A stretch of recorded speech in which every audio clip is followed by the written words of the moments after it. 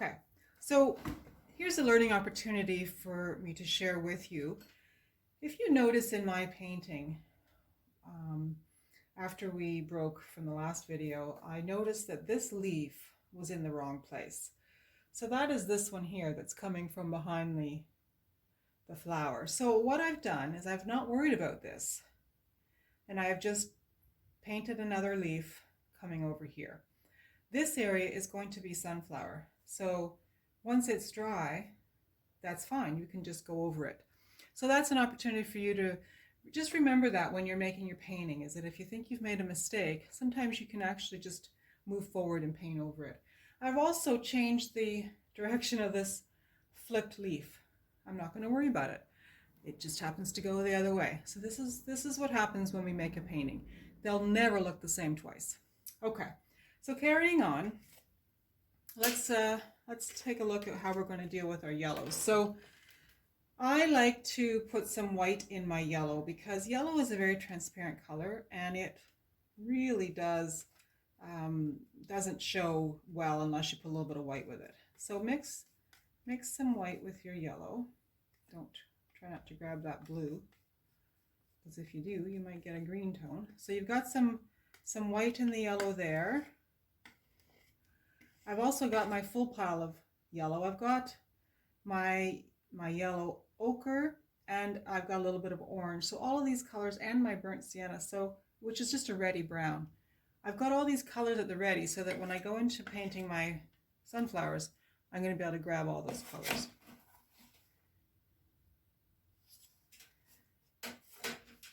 So same round brush. I think I'm going to start with, I'll start with this guy right here. So that's this one here. So one of the things I do just to help me orientate how I'm going to position the petals is I start with the circle in the middle. So the circle in the middle, I grab some brown, and then I go in and I grab my burnt sienna. So I've got two colors on my brush, and I know I'm going to come up a little bit and over from where the stem is,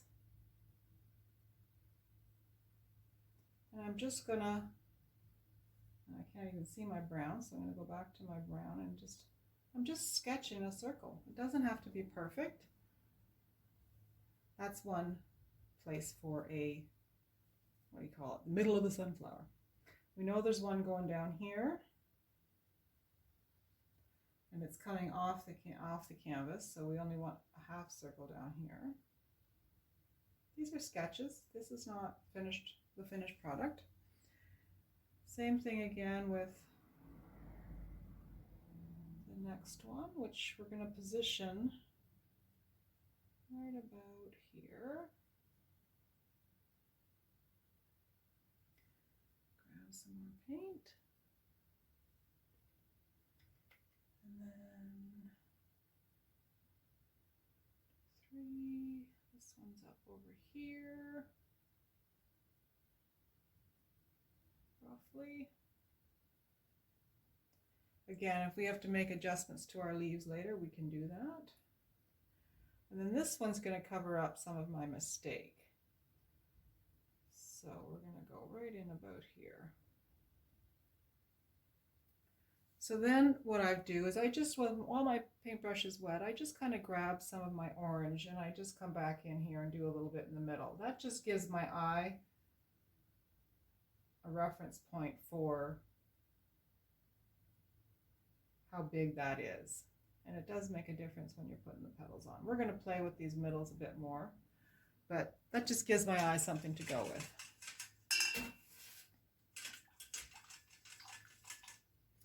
So give your brush a good wash, and then we'll start painting some of the petals. Now, the petals are the same idea as the leaves, where you're going to load your brush with a couple of colors and you're going to pull towards you and lift up. Now, I've done these petals in more of a Monet style. Even actually Van Gogh is a better reference. So none of them are perfect. Some of them have really cool little squiggles to them. Some of them fade out into the background. They're not a perfect point. I don't go for perfection in any of my paintings. So I think the more imperfect it is, the more interesting it is to the eye. So think about that when you're doing your flowers, because I actually went over a few of mine several times, and so we'll see how they land on the canvas, and I'll show you how you get to the point where you can look at it and say, okay, you know what, I like that. So making sure your brush is damp. So I'm going to go into the straight yellow, and I'm going to load really well. Then I'm going to go into my, it doesn't matter how I put it on the brush. It's not like the leaves where I wanted you to put 3 different colors in a certain place. I've just now gone into my yellow with the white in it. It doesn't matter. It's on the brush. And then I like to go into my burnt sienna. Just a little, just tip it. Now, same reason we did with the leaves, you're going to spin your canvas around based on where you are. So I'm going to start with this flower. Same thing, I'm putting my brush down on the canvas, I'm pushing down, I'm sliding towards me, and then I'm lifting up. So step 1 looks something like that. We're going to go back over these a few times, so just start laying in. Sometimes you can get 2 strokes before you have to reload. Now, at first glance, already my petals are way too small. So because I have them bigger on this canvas when it's actually a smaller canvas. So I'm going to stop and I'm going to go back over them and start again. And I'm going to be mindful of that as I go now to really make them a little bit bigger. A big gob of paint there. Now, one of the things we're going to do when we come back around the second time is we're going to go in between some of these areas that we leave blank just to fill it in. But for now, just make your way around the painting. And it doesn't matter if they are exactly what you want them to be, you'll get there. So I'm going to put the canvas up here, make sure you can always see me. As you can tell, it was a challenge for me there for a minute. I like to actually move the canvas around, but for the video I realize I have to leave it a little bit static. So there's going to be a stem coming in here, but that's okay. We can put that in later.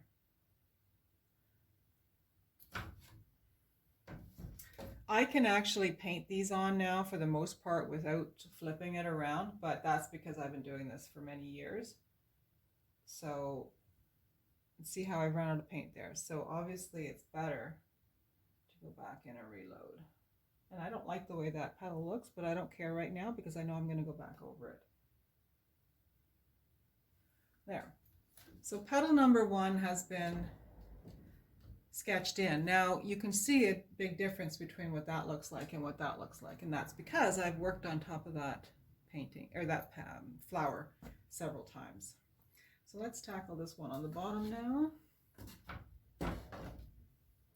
So it's just the same thing over and over and over. You put your brush down, push it, pull it, and slide it towards you.